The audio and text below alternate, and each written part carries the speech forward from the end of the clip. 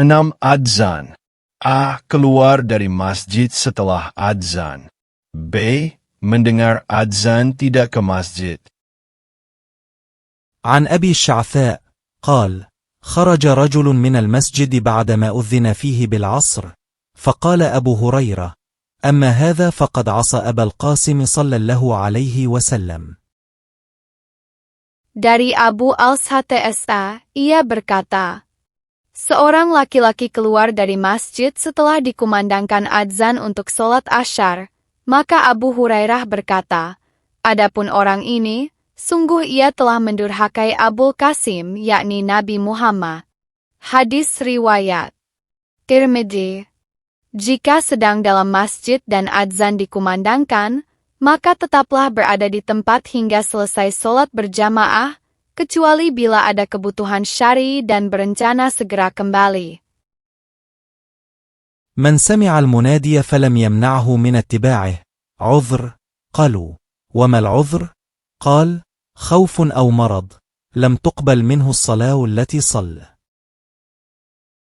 Barang siapa mendengar muadzin, panggilan solat, lalu tidak ada udzur, alasan, yang menghalanginya untuk mengikuti solat berjamaah, namun dia tidak hadir. Mereka bertanya, apa udzurnya? Beliau menjawab, takut atau sakit, maka solat yang ia lakukan tidak diterima. Hadis riwayat Abu Daud. Mendengar adzan menjadi tanda bahwa seseorang berada dalam jangkauan masjid, dan karenanya wajib baginya untuk menghadiri solat berjamaah. Takut, misalnya ancaman bahaya, musuh, atau gangguan keamanan. قال ابن عباس لمؤذنه في يوم مطير: إذا قلت أشهد أن محمدا رسول الله فلا تقل حي على الصلاة، قل صلوا في بيوتكم، فكأن الناس استنكروا. قال: فعله من هو خير مني، إن الجمعة عزمة وإني كرهت أن أحرجكم فتمشون في الطين والدحض. Ibnu Abbas berkata kepada muadzin pada hari hujan lebat, jika kamu telah mengatakan, aku bersaksi bahwa Muhammad adalah Rasulullah, janganlah kamu berkata, kemarilah solat, tetapi katakanlah, syalatlah di rumah-rumah kalian. Orang-orang tampaknya tidak setuju dengan itu. Lalu Ibnu Abbas berkata, hal itu dilakukan oleh seseorang yang lebih baik dari aku. Jumat adalah kewajiban. Dan aku tidak ingin menyulitkan kalian dengan berjalan di lumpur dan becek. Hadis riwayat Bukhari. Ibnu Abbas menyebut bahwa Nabi Muhammad pernah melakukan hal yang sama, sehingga hal itu menjadi hujjah, dalil, yang kuat untuk membolehkan tidak menghadiri sholat Jumat jamaah karena udzur syar'i seperti hujan berat. 7. Kiblat. A. Cuet kiblat. B. Arah api. C. Tanpa sitroh. D. Tidak menolak yigil lewat. إذا قمت إلى الصلاة فأسبغ الوضوء، ثم استقبل القبلة فكبر، ثم اقرأ بما تيسر معك من القرآن. Apabila kamu berdiri menuju solat, sempurnakanlah wudu, lalu hadapkan wajahmu ke arah kiblat, kemudian bertakbirlah, ucapkan Allahu Akbar, lalu bacalah apa yang mudah bagimu dari Al-Quran. Hadis riwayat Bukhari. Syarat sah solat, harus menghadap ke arah Ka'bah di Makkah. Arah kiblat bisa diketahui dengan kompas, aplikasi ponsel, atau tanda di masjid.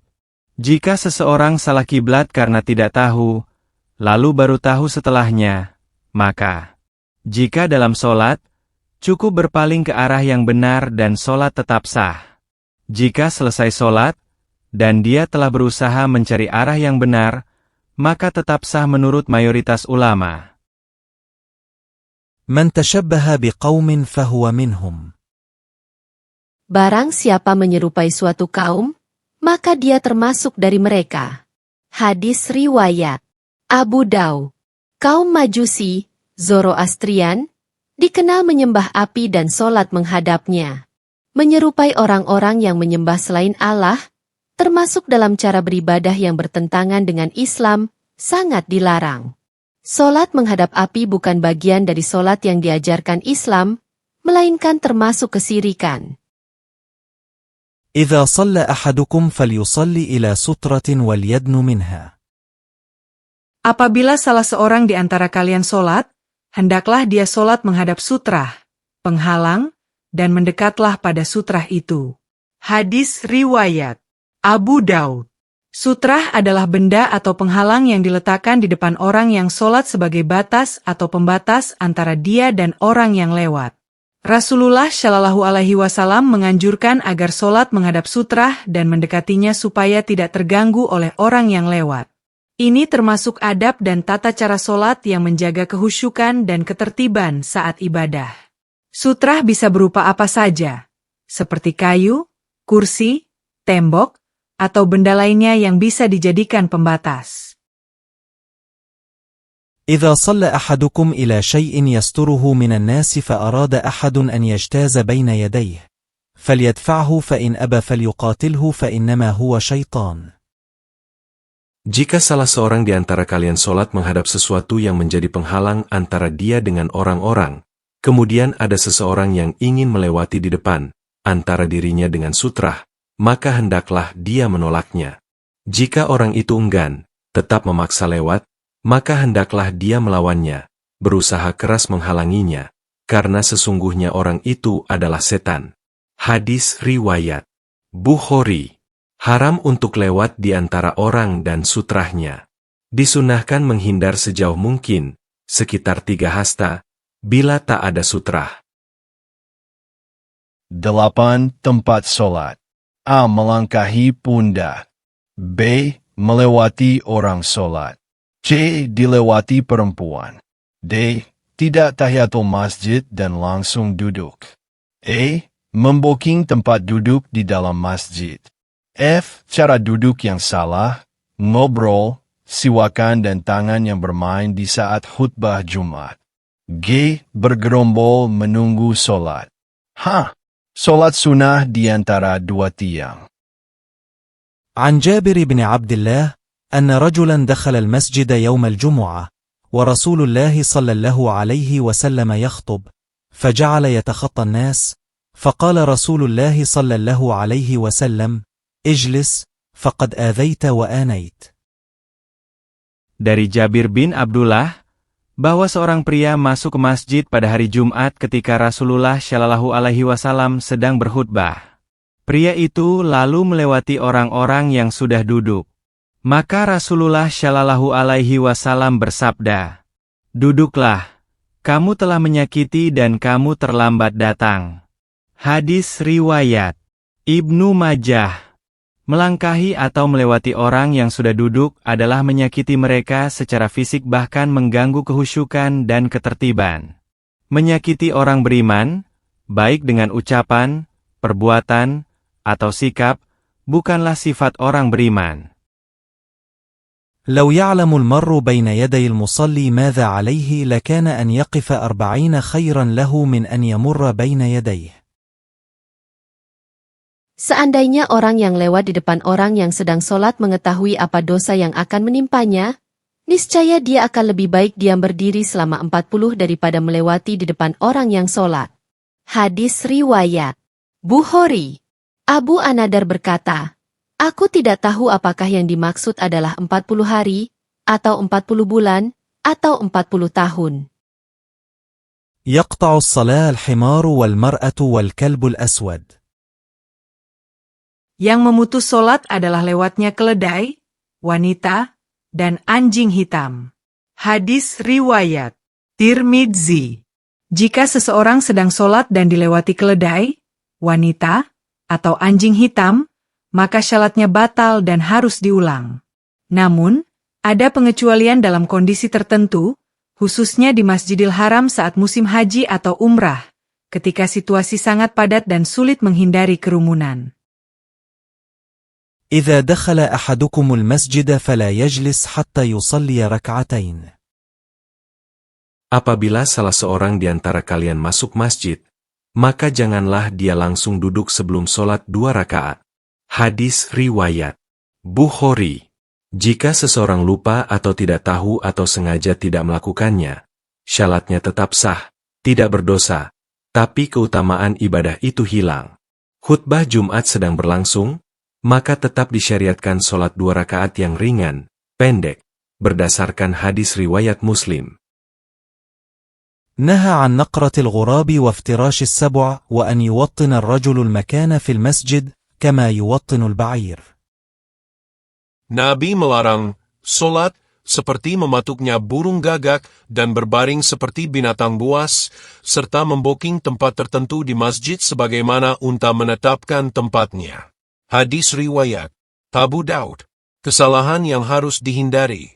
Datang awal, taruh sajadah, lalu pergi lama, seolah-olah mengklaim tempat, ini tidak adil bagi jamaah lain. Memarahi atau melarang orang lain duduk di tempat yang biasa dia tempat, ini melanggar prinsip kesetaraan di masjid. Menganggap tempat tertentu adalah milik pribadi, bertentangan dengan semangat uhuwah dan adab berjamaah. نهى عن الحبوة يوم الجمعة والإمام يخطب. Rasulullah Shallallahu Alaihi Wasallam melarang duduk dengan posisi hibwah pada hari Jumat sementara imam sedang berkhutbah. Hadis riwayat Abu Daud. Al-hibwah adalah posisi duduk dengan lutut ditekuk ke atas, tangan atau kain memeluk kedua kaki seperti orang sedang merangkul lutut saat duduk. Ini adalah posisi duduk yang membuat orang mengantuk dan kurang sopan saat mendengarkan khutbah.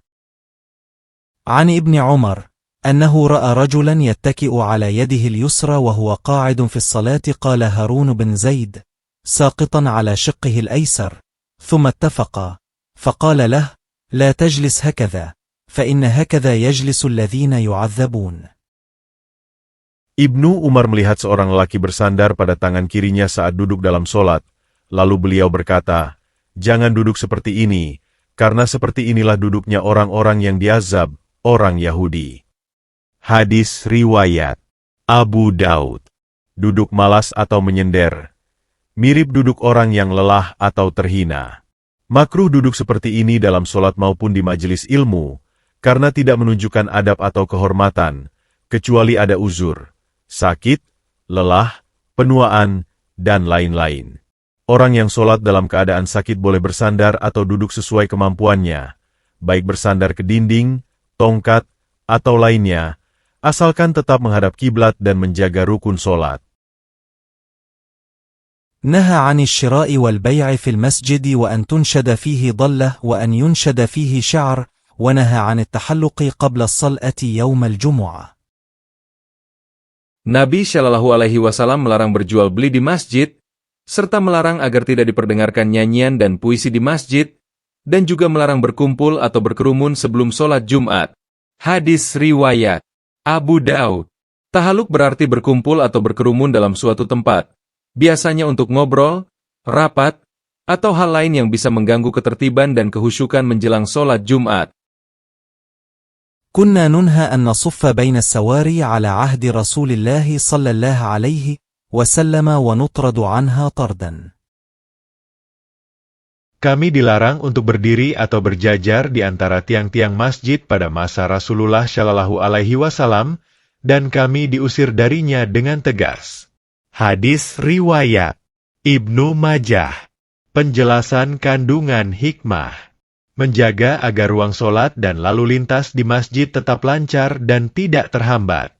Menghindari tempat yang sempit atau tidak layak untuk berdiri agar jamaah lain bisa solat dengan nyaman. Menjaga kehusyukan dan ketertiban di masjid. 9. A. Berdiri di saat imam belum terlihat. B. Solat sunnah setelah qomat. C. Meninggalkan hidangan. D. Jalan cepat, berlari, menuju solat. إذا أقيمت الصلاة فلا تقوموا حتى ترون. Apabila ikamah telah dikumandangkan, maka janganlah kalian berdiri, berbaris, hingga kalian melihatku. Hadis riwayat Bukhari. Mereka menunggu sampai melihat Nabi keluar dan siap mengimami baru kemudian berdiri dan meluruskan syaf. Imam dan muadzin sebaiknya punya komunikasi yang jelas, misalnya dengan isyarat atau kesepakatan kapan ikamah dikumandangkan. إذا أقيمت الصلاة فلا صلاة إلا المكتوبة. Apabila solat telah dikamahkan, maka tidak ada solat lain kecuali solat fardu yang diwajibkan. Hadis riwayat Muslim. Saat ikamah dikumandangkan, itu berarti imam akan segera memulai solat, dan ikut berjamaah lebih utama daripada menyelesaikan solat sunnah. Solat sunnah wajib dibatalkan dan ikut jamaah, terutama jika takut tertinggal takbiratul ihram. Solat sunnah yang terlewat, seperti qabliyah subuh, bisa dilakukan setelah fardhu jika tidak sempat sebelumnya. إذا أقيمت الصلاة وحضر العشاء فابدأوا بالعشاء. Apabila solat telah diikamahkan dan makan malam telah dihidangkan, maka dahulukanlah makan malam. Hadis riwayat Bukhari. Jika hati masih terikat dengan makanan, lapar atau terganggu konsentrasi karena makanan, bukan alasan meninggalkan jamaah secara rutin, tapi untuk sekali waktu dalam kondisi nyata lapar. إذا أقيمت الصلاة فلا تأتوها تسعون وأتوها تمشون عليكم السكينة فما أدركتم فصلوا وما فاتكم فأتموا. رواه البخاري ومسلم. Apabila solat telah diikamahkan, maka jangan kalian mendatanginya dengan berlari-lari, tetapi datanglah dengan berjalan tenang. Wajib atas kalian bersikap tenang. Apa yang kalian dapati dari solat berjamaah, maka syalatlah, dan apa yang tertinggal, maka sempurnakanlah. Hadis riwayat Bukhari. Berlari bisa membuat napas terengah-engah, yang mengganggu kehusyukan. Jika kamu datang saat imam sedang ruku, maka ikut ruku. Setelah imam salam, kamu berdiri dan menyempurnakan rakaat yang tertinggal.